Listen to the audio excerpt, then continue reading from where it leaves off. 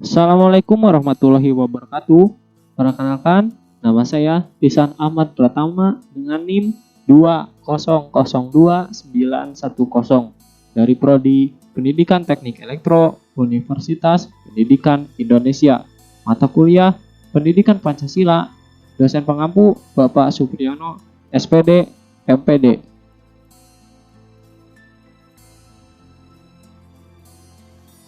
Pada kesempatan kali ini, saya akan sharing pemahaman saya tentang sumber historis, yuridis, dan sosiologis, dinamika, dan tantangan Pancasila sebagai sistem etika.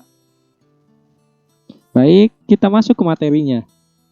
Yang pertama, sumber historis Pancasila sebagai sistem etika. Pada zaman Orde Lama, nilai-nilai Pancasila belum ditegaskan ke dalam sistem etika. Tetapi nilai-nilai moral telah terdapat pandangan hidup masyarakat.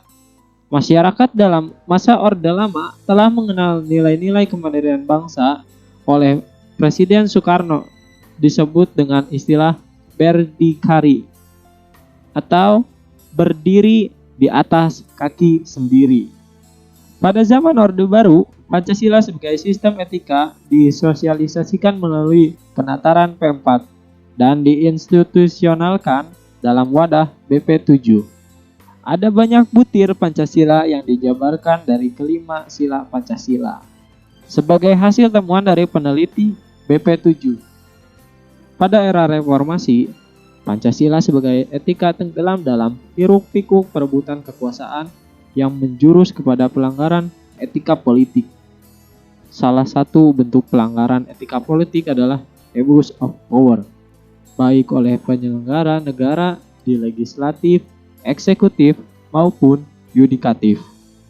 Penyalahgunaan kekuasaan atau kewenangan inilah yang menciptakan korupsi di berbagai kalangan penyelenggara negara.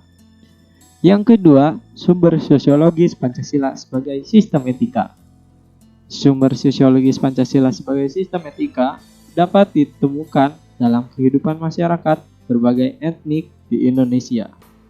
Misalnya, orang Minangkabau dalam hal bermusyawarah memakai prinsip bulat air oleh pembuluh, bulat kata oleh mufakat. Masih banyak lagi mutiara kearifan lokal yang bertebaran di bumi Indonesia sehingga memerlukan penelitian yang lebih dalam.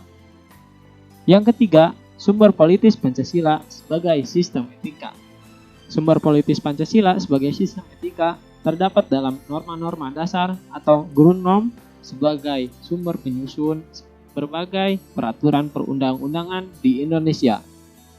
Pancasila sebagai sistem etika merupakan norma tertinggi yang sifatnya abstrak, sedangkan perundang-undangan merupakan norma yang ada di bawahnya bersifat konkret. Etika politik mengatur masalah perilaku politikus, berhubungan juga dengan praktik institusi sosial, hukum komunitas, struktur-struktur sosial, politik, dan ekonomi. Yang keempat, dinamika Pancasila sebagai sistem etika. Sistem etika Pancasila pada era reformasi tenggelam dalam euforia demokrasi. Namun, seiring dengan jalannya waktu, disadari bahwa demokrasi tanpa dilandasi sistem etika politik akan menjurus pada penyalahgunaan kekuasaan, serta menghalalkan segala cara untuk mencapai tujuan. Yang terakhir, tantangan Pancasila sebagai sistem etika. Tantangan Pancasila sebagai sistem etika dalam menghasilkan pemimpin yang demokratis dan amanah. Untuk memiliki pemimpin yang demokratis dan amanah, sistem pemerintahan Indonesia harus menerapkan nilai dan etika Pancasila dalam mengeluarkan pendapatnya.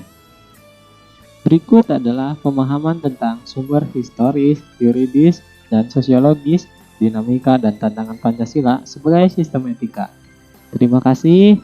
Wassalamualaikum warahmatullahi wabarakatuh.